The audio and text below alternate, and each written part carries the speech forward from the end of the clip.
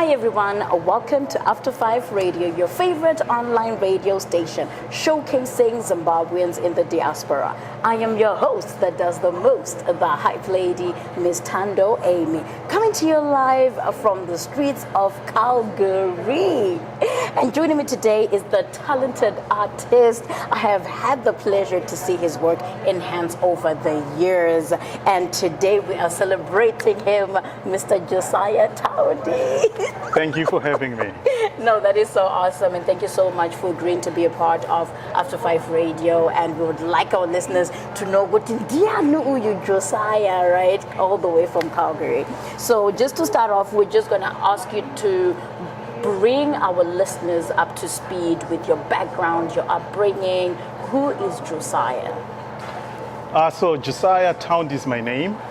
And I was born in Zimbabwe, grew up in Zimbabwe. I left Zimbabwe in 2007, already an adult, and came straight. I went to the US for a brief moment on a scholarship. Okay. And then I crossed over to Canada.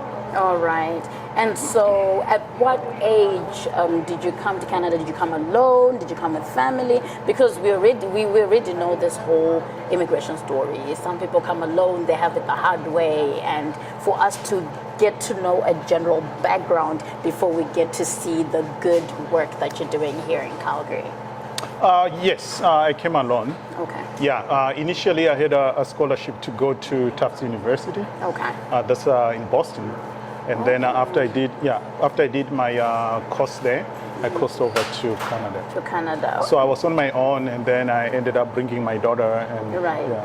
Oh, okay. That is awesome. And so when did you discover your passion for art?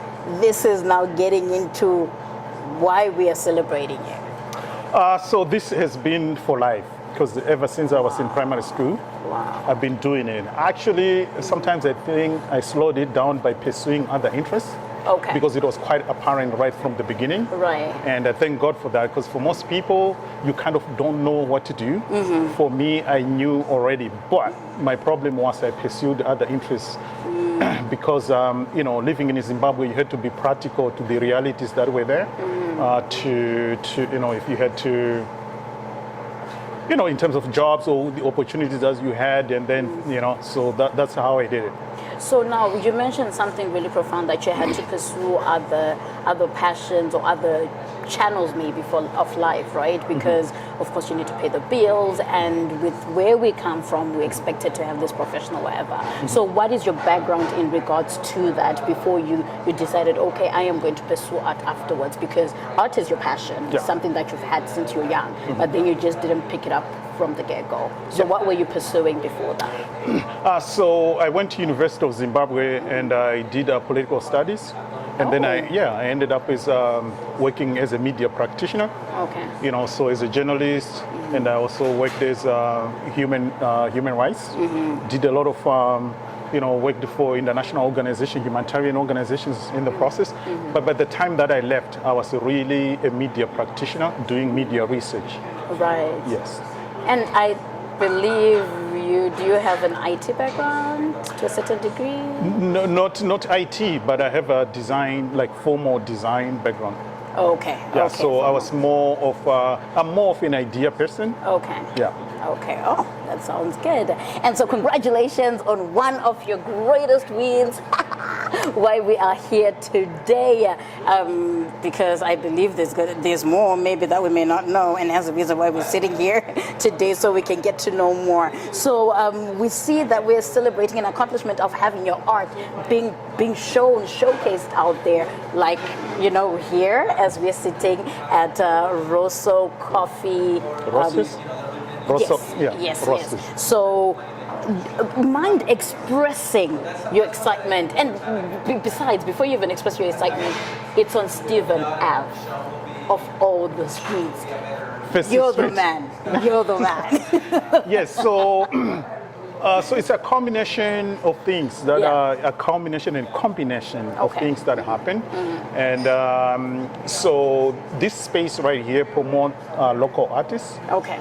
So they kind of saw what I was doing through some channels, I'm sure, social media.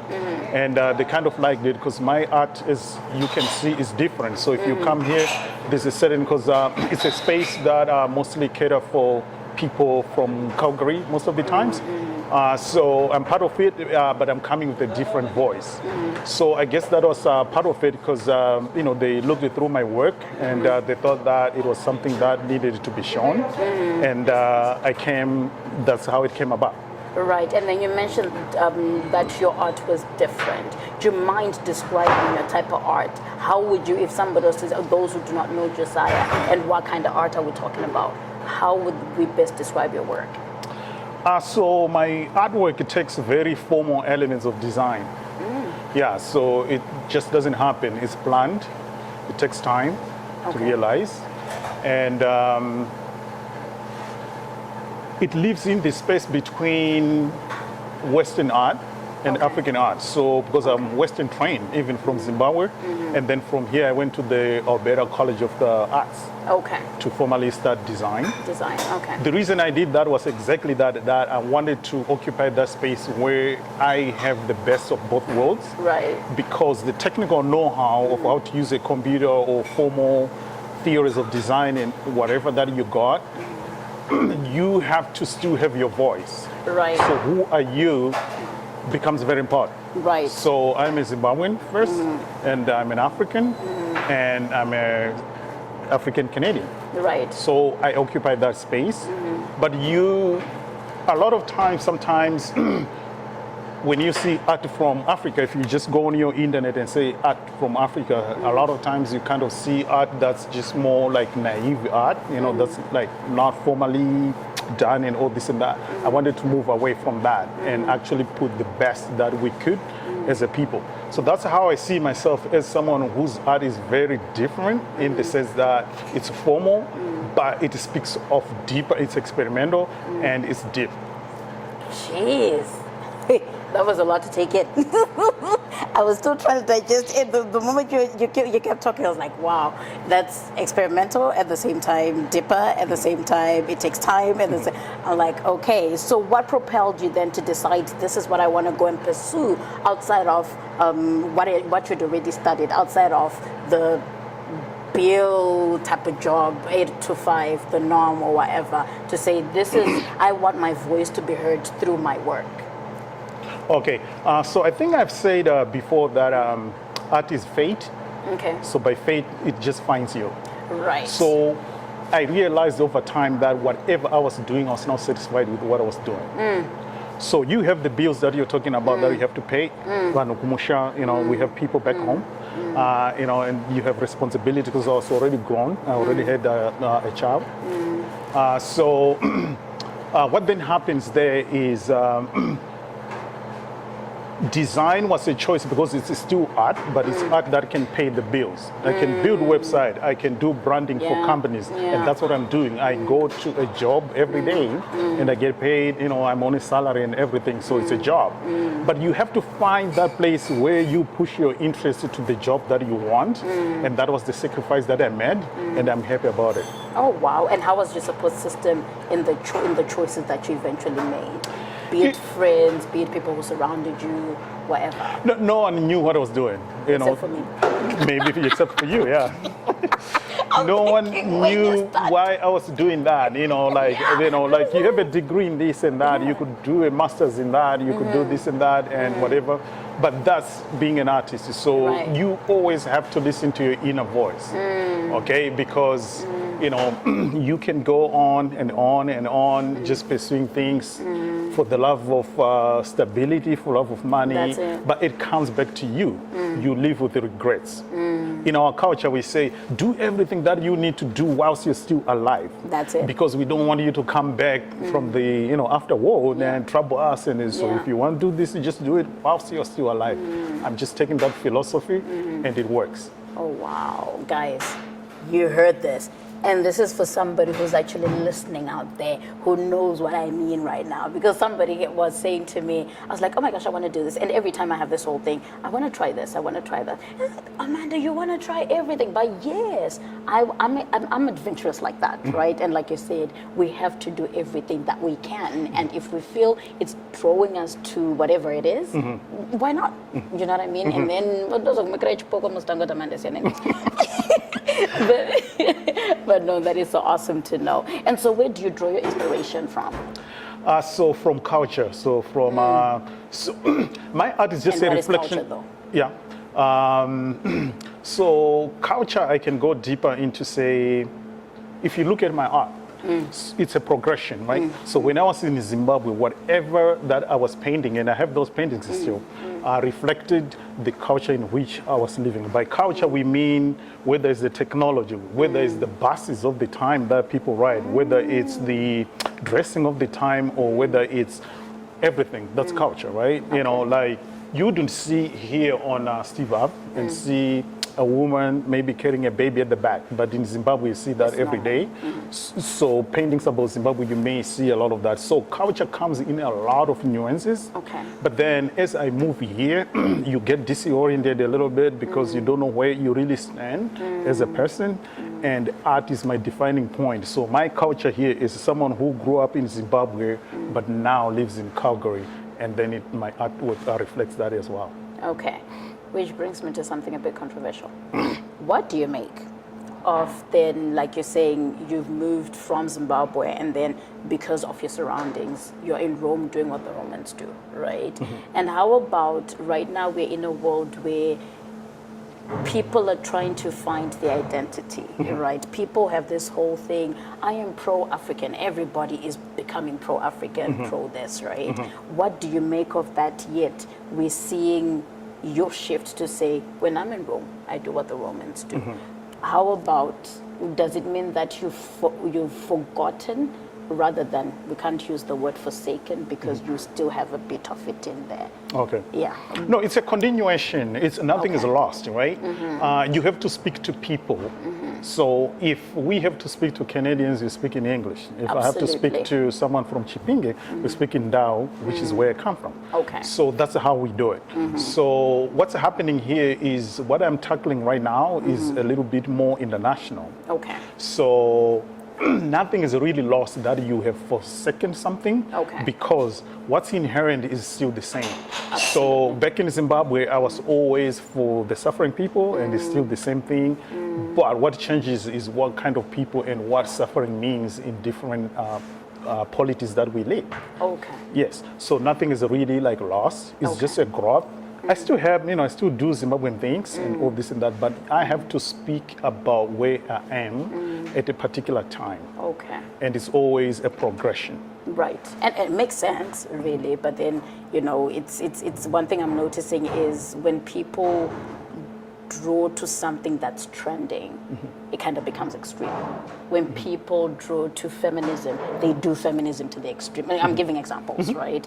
When they draw to something different, it's like to the extreme without realizing why they're doing it, why it's being done, and why they're being a part of it. So I thought we should clarify on that and to hear your own point of view. Yeah, sure. Yeah, that is so awesome. So how do you get your work, other than just here, to art galleries? You said you were going international and all that jazz. How do you get your work out there other than just on social media? Or how are your connections like? How do you do that? It's just mostly social media. One thing leads to another. That's life. So you see one thing, someone is going to see the interview, and that's how it goes. Right. And of course, I have my own networks that aren't always social. Sometimes I approach people. Sometimes I'm approached. Okay. Because I'm a series of things, my college, where I live, and the type of art that I do, because it occupies a uniqueness of its own. Right. So what it is I don't really paint with a strategy of where to show things. I just paint to express myself, what I'm feeling at the time. At the time. Okay. That's where the power is. Nice. And that is exactly, even I think with people that write, when I hear people write, they're like, it's because I was angry, it's because I was hurting, it's because I was in love, Right. you know, and that's Something must drive you. something must drive you. Yeah. That is awesome and good to learn. So do you ever collaborate with other artists in the city, or maybe other cities in the province, or Canada-wide? Do you have any collaborations? Not collaboration. Is like, can you clarify about collaboration? Like, So collaborations is having to do a certain piece of art together, or maybe collaborating for a good cause with different artists. So yes, Yeah. we do that. So we never really, I don't work together on a piece of art. okay, No, Okay. but what I do is I may be part of something that's going on. Okay. Like right here, the art that I have is part of a program that promotes arts, the arts here, artists, local artists here. Yes, yes. And that's just what I'm doing. I've been part of Black Lives Matter. I've Yes. been, and all that. But my art is always my art. right. So sometimes people, and all these things I am brought to the table because of what I'm already doing. Right, Yeah. right. Okay, that is awesome and good to know. And so you mentioned Facebook, you mentioned social media and stuff like that. So what feedback have you gotten so far from your work, like on social media? And of course, we have critics along the way. Are you good with criticism? Are you beat good or bad? Let's start with the feedback. The feedback has always been good. People are supportive, right? Because I'm authentic to what I do. So the message and also just the approach, like how I use it. I try to always go for the highest quality. So usually there isn't much of a debate. You may like the piece of work or not, but the question is the quality is always high. So I've never got a backlash or whatever, or knocking on a door and it was closed because of what I have to say. No. Okay. Yeah. So even like with the constructive criticism, where somebody's like, "Don't you think?" You know how on social media they keyboard warriors. People write whatever. they Yeah, want. sometimes They- it happens, but then you see, if I'm now really like building your own website, Right. my own expression is Yeah. very hard to kind of judge what I have to say Absolutely. on just something that's coming from my heart. Absolutely. You may not like it, you may like it, but we are trained to do this, to accept, but we also don't take abuse, and I've never really had abuse from anyone because of what I do. Right, that is awesome. And what challenges have you faced in your journey so far in regards to art, what you're doing? Have you ever had any hurdles really? Because if it's something that you're doing at home, wega, and then afterwards you're thinking maybe the challenge is taking it out, or who's going to love my work, especially when you started. What were the challenges? You always have that struggle. Like Okay. when you do that, what am I gonna make of this? And where can I show it? Just so you can share. Because art is something that you have to share. Just like Absolutely. music and stuff like that. Yeah. You can just do it and hide it. So I always have that struggle. I tell you, I've been doing this all my life, and it's still the struggle is still the same. But what gives you the confidence though to say my work You is just have to good? do it. But Sorry. to say my work is good, because you know how sometimes you can look at your work, look at how when people go to like all these competitions, America's Got Talent and Canada's Got Talent, and they're like, oh my gosh, like who told you you can sing? You understand? And then when you look at your piece of work, your piece of art, and say, I am satisfied, this is good. What gave you that confidence to think your work is good? Because art is different. You know, where people just throw paint. Some people don't understand that art. Some people see the vision in that art. Yeah. But what made you believe in your work or be confident to say my work is good? I can Because put it I've out there. seen success with it, right? Perfect. I told you. But before the success, though. No, the success was always there. Okay. So it could be you're in primary school and your art is the teachers asking you to do artworks for their classes and all this and that. Yeah, so you always have that affirmation. Okay. The biggest problem in hardware is always the money. Like, so how much have you made? If you confine yourself to that, that's where the problem is. Absolutely. Yeah, but I always knew myself, and I got a scholarship, and I got to the school because you go there because of your portfolio. Absolutely. Yeah, you don't go there just because you want to. Right. Yeah. So it's that, and then if you're coming here to interview me, Yeah. it means probably I'm doing something right. Check that out, people. That is so true, and I love that, because at the end of the day, you're gonna find criticism. You're gonna find people who are gonna put you down. You're gonna find people who are jealous of your good work. You understand? And you still need to believe in yourself because it starts with you. And if you can't believe in yourself, why do you expect me to believe in you, right? So I am so proud and happy to hear that. So where do you see yourself in the next 5 years? It's just going to grow because right now, talking about bills, now I'm teaching college students online, design, and all this and that, because that's the space that I want. So you can do quite a lot of things within it. Yeah. So I just want to continue to produce art even more. And also, I want to start an online store where you can buy the artwork as prints, so they're not so expensive, like gallery works. Oh, nice. So that's where I'm trying to go. Gotcha. Okay, so guys, look out for that one. So what has been your most memorable moment so far in the arts career that you are creating right now? Memorable, it's just the ability to be interviewed on the Calgary Arts Foundation. Nice. Calgary Arts Development, which is like a fund of the arts. Right. So just being there was the biggest highlight. Right. Because I'm a graphic designer and web designer, sometimes your work is not like that apparent, right? Because you just do behind the scenes. People just see a website, they just see whatever. They don't know the person behind. But this and being shown in here in Russell are now what I want, because I'm not doing it for a client. I am actually expressing myself, and people see the worthiness of it, the voice, the style, whatever I'm doing. So I'm becoming part of a culture. Check you out. I like that. I like that. And that is so awesome. And so seeing that you do web development, you do paint art, it's a lot of work. What is your favorite way of unwinding after a very long day, busy day? You're like, oh, I am so done. Art is my unwinding. So I go to work, and then, when I do art like this, where I'm just like, that's my therapy. Oh my gosh. Yeah. That's different. Yeah. I like that. So what kind of advice do you have that you wish somebody, knowing where we come from, that you wish somebody had given you on your choice of careers? Is there something that you've always wanted to do, of course, which we've discussed, but then couldn't do it because of career back home? I mean, because of the situations back home. Sometimes coming to Western countries where things work, sometimes it helps you a lot. Okay. If I had come as a young person, I would have achieved a little bit more. Than, so it does help to be able to do that. If you can send your kids somewhere else where, they can see another world, they can be in another world, that helps. But other than that, you still have to continue to believe in yourself. Right. Knox, the singer Knox from Zimbabwe, Rocky, all of those people. All those kind of people, they are that, where they been like negativity or whatever, but they have the talent, they held on it, and people will always come up to scratch with what you're doing. Absolutely. So continue to do whatever you have to do. Don't stop.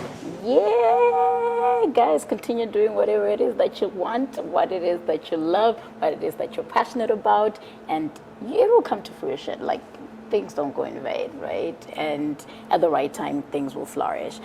So last but not least, for people to see your work, for people to see your art, they can come to Russell, downtown here on Steve Avenue. But where else can they see your work? On social platforms? Mind sharing your social media handles? Facebook, Instagram, wherever.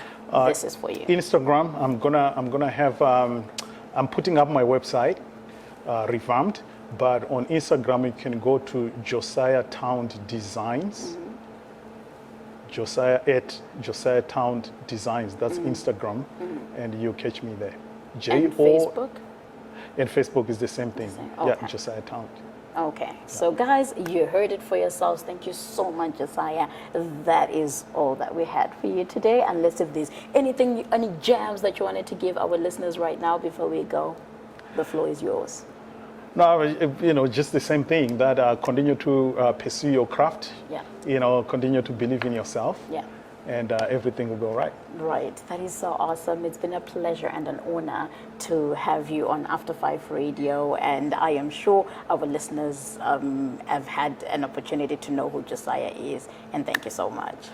Thank you for having me. All right, awesome. Have a good one. Thank you, Zimbabwe.